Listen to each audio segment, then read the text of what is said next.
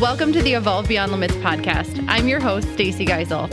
I am a human design and relationship coach, 6'2", manifesting generator, and total lover of life. If you want real solutions to real life problems, then you are in the right place. This podcast is dedicated to using human design, ancient teachings, and DNA activation to elevate both your relationship with yourself and the people around you. If you are willing to take action on the practical steps given in this podcast, I promise your life will change for the better. All you have to do is open your heart and mind, step beyond your fear, and activate the courage needed to create a life that you're excited to live. So without further ado, let's dive in. Hey guys, welcome back to the Evolve Beyond Limits podcast. I am your host, Stacy Gissal, and I am so excited to talk about this essence in human design today. So the title of this podcast episode is it just your design or is it self-sabotage? So this is something that I am seeing a lot in the human design world, is that I'm going to give you an example of something that manifesting generators are, it's kind of a narrative that is in their human design chart and in their human design, like the understanding of their human design. But they're not the only ones to do this. It's really important that I'm just making a point that you need to be really careful about your ego trying to use the information that you've collected about your human design as a really creative self-sabotage technique. And why it does this is because it's going to try to stop you from breaking through your glass ceiling by keeping you stuck in the same familiar behavior patterns. And so it's really important to understand this. The ego it's not a bad thing. It's there to keep us safe. It's there to keep us safe. And so it's going to do everything it can to keep us exactly where we're at, because in the ego's perception of the world, where we're at is known. And what we know, we can feel safe about. And if what we don't know or the unknown is unsafe, and that's not the reality of the situation, but that's the way that the ego functions. And it's important to understand that, because that's why it's trying to keep you stuck. Okay. So for example, manifesting generators, there can be this narrative out there that they're not meant to stick with just one thing, that they can be multi-passionate, that they don't always finish what they start, that they kind of flip from thing to thing to thing. And while this can be true to an extent, what I'm seeing is that this narrative is actually being used as an excuse to jump from thing to thing without actually giving something a full effort. So it's like you have all of these seeds in the ground, but because you didn't see these immediate results after you watered them once or twice, you completely stop taking care of the seed altogether. And then you let that die while you plant another seed right next to it, hoping for a different result from that. And so you have all of these seeds in the ground that have essentially died and never had a chance to blossom, never had a chance to bloom, because you stopped taking care of them before they had a chance to. Now, this is really important because it's this discernment between, am I trying to force something that isn't working, or am I giving up because there's been a challenge put in front of me, and instead of doing what needs to be done to overcome it, I'm just going to chalk it up to it's not for me, it's out of alignment, and I'm going to start something new, only to find yourself in the exact same situation later. So how do you know? How do you know? It comes down to, quite frankly, it comes down to being really honest with yourself. You need to ask yourself questions like, is this where I always get stuck? Be honest about whether or not this is a cycle of behavior that maybe is hard for you to face, or that you don't want to see, or maybe even go outside of you, because so often we can't see our own blind spots, right? That's why they're called blind spots. We can't see them. And so could you go to somebody? This is why it's so important to have coaches, mentors, people around you that are willing to call you on your shit, right? Because it's like, hey, is this something that I'm doing all the time? Do I continuously get stuck in this area and then give up when I'm there? And talk to people who are going to be willing to be honest with you, because maybe you can't see it, but they can, and it's so clear to them, right? So some examples of this is in a business. Let's say you're creating a business and you have so much fun, like creating your product and thinking about it and visualizing it. And then when it comes to actually talking to people about it or selling it, you freeze. And then you say that it's just not working. Well, that's not necessarily a design issue. That's a block within one of your centers. That's not a problem with your product or what you're selling. That's a problem. That's a problem with your skill set. And until you put in the time and the energy to get better at it, you're always going to get stuck there. This new thing that you go back to and you're like, okay, well, I'll create something different. It must be the thing. It's not the thing. It's actually you, right? Or if you don't see immediate results from something, you give up on it and move to the next thing. And again, that's not necessarily a problem with what you're doing. That's a problem with you being driven by the outcome instead of being process driven. So you're outcome driven instead of being process driven. And if you don't work on shifting that root pattern, it doesn't matter what you try to do. You will always get stuck in that same place. It doesn't matter what it is. It doesn't matter if it's a business thing. It doesn't matter if it's your diet. It doesn't matter if it's in a relationship. It doesn't matter. You will get stuck in that same area until you put in the work to move past the root pattern that you keep getting stuck in. So another one is if you are the person that lets your emotions determine whether or not you do something, right? This can be something that the self-love world has slowly, and it is slowly, and I'll do a podcast on this one day, but I'm not going to get too much into it, but it's slowly turning into this like self-love is becoming the self-sabotage, like the new self-sabotage. Okay. And so we can't always do things and not do things based on what our emotions are telling us, because our emotions are not like, that is not in alignment with your design.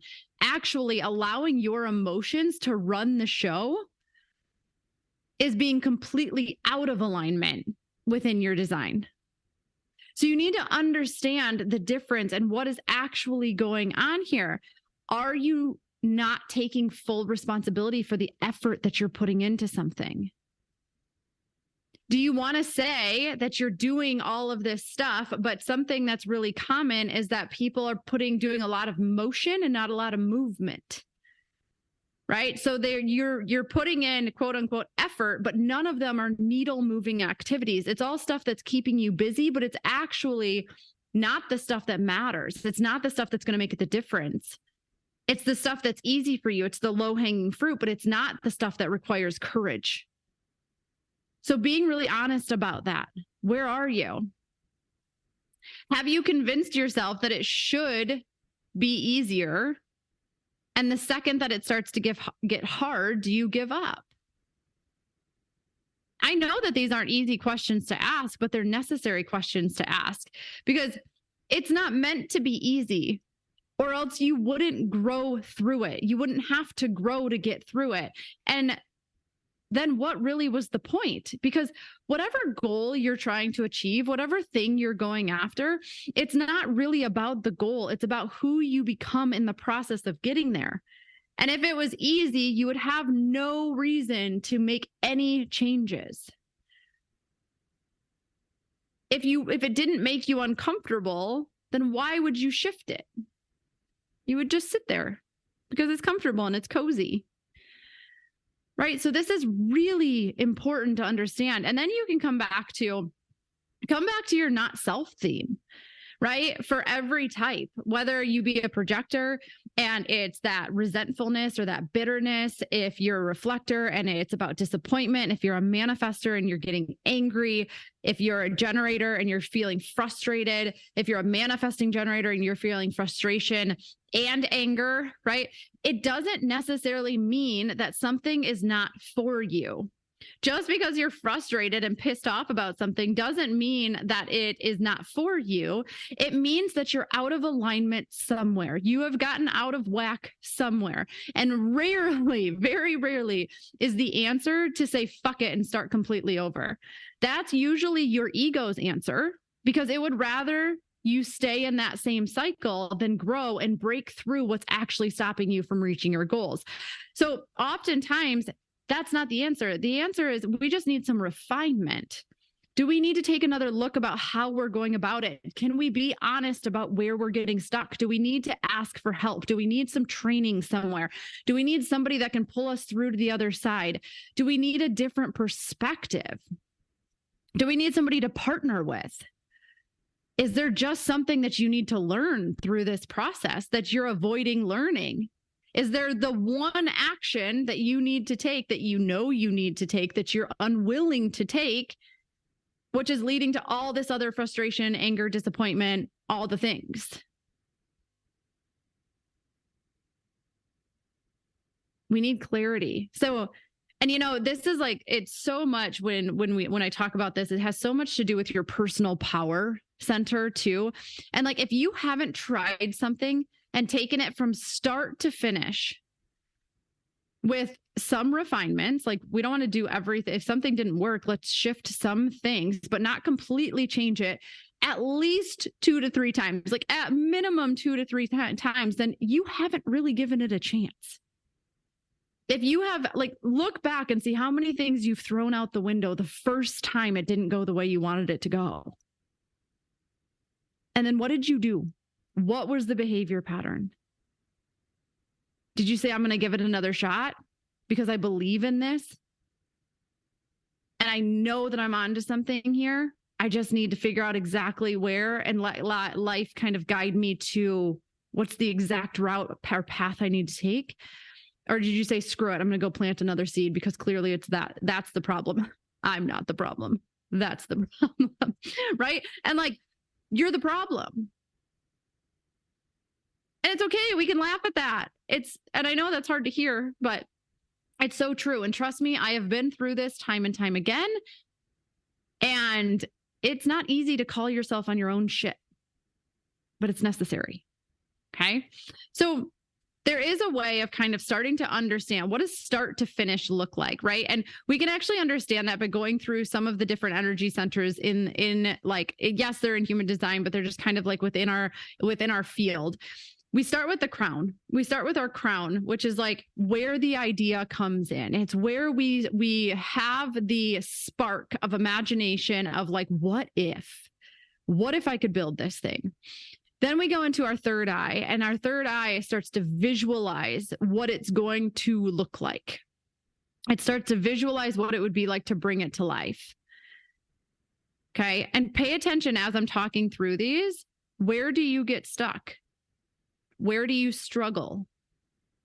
Okay. Because then it has to move down into the throat. The throat is where we start to talk about it. We start to communicate and put it out into the world. I call the throat center, it's like rallying the troops. Okay. It's like, now you're starting to spread the energy, because not only are you the one, like you're the one talking about it, but now everybody's kind of thinking about it, and they've got their antennas up, and they're looking for ways that they could possibly help you bring this thing to life, or people you could connect with, which then brings us into the heart center. And the heart center is where we start to connect with people that are going to help us bring this out into the world. So we start to make those connections. And so that's kind of what's happening in the heart. And then we get into the solar plexus. And the solar plexus, this is where we start to take action on bringing that thing into the physical reality. We start to take intentional action. This is where we start to act in courageous ways that oftentimes take us out of our comfort zone.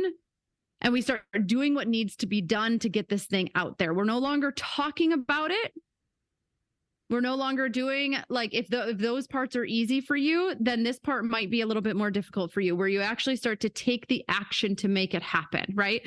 So that's the solar plexus. Then this is where things really get juicy, okay? We get into the sacral. This is where you This is the center in which you have to hold faith. Okay. You are trusting that if you keep taking the action, the courageous action that from the solar plexus, if you keep taking that and you keep putting it out into the world, even though there is absolutely no proof that it is going to manifest the way that you envisioned it, you still hold. Can you hold in that center without proof? Can you keep taking that action with passion and with excitement? Because you know that if you can hold long enough, that it is going to happen. It is going to come out into the world. If you can continue to take the action without needing to see the result yet, and if you can celebrate the process and the progress that you're making, and you can celebrate every step forward, this starts to build anticipation.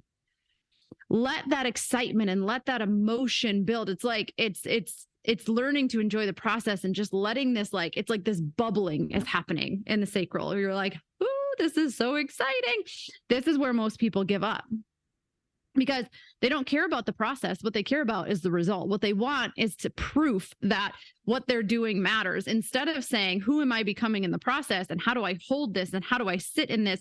And how do I get excited about this? They're saying, none of it matters. The only thing that matters is the result. And so if I don't see a result, then screw it, I'm done. And this is where a lot of people give up. Okay. But then we come into the root, and the root is like, you did it. Whatever you were trying to achieve, it happened. You can see it. You can feel it. You can hold it. You can enjoy it. You can be so proud that you stuck it out and that you held faith, because here it is. It's here, and it can happen in an instant, and it can happen in a moment. And this is where I always talk about, everything can come together overnight, but nothing happens overnight. And sometimes it feels like this is like an overnight thing, but really the magic happened in the sacral. It happened in the waiting. It happened in who you were becoming while you were anticipating that this thing was going to come out into the world. That's where you started to align with it. And then, bam, it's here. And from the outside in, people might look at that and say, oh my gosh, like, you did it. And it just happened overnight. And you're like, oh my gosh, it sure didn't. It sure didn't. But I never gave up. Because I knew that it would happen someday. I knew that if I kept putting in the action, I kept holding the faith, that it was going to happen. And then you go back to the beginning for the next thing. So I want you to think, where do you get stuck in this process? Which one? Because that's going to start to give you insight as to what centers you need to bring back into alignment. It's going to help you understand where we need to focus our energy and the things that we need to move through and the cycles of behavior that we need to break. So coming back to all of this, is it really your design, or is it just self-sabotage? And I would say so many more times than not, it's actually a self-sabotage technique that I want to see you break. So if you need help breaking some of these patterns, or even seeing some of these patterns, don't forget to book your complimentary mini session. You can head over to the website to do that at www.evolvebeyondlimits.com, or you can grab the link in the show notes. We will jam out about your human design, any specific things you're going through, and you will leave with not just information, but actionable steps that you can take in order to move through those things. So until next time, walk your talk, speak your truth, choose courage over comfort, and never, ever give up.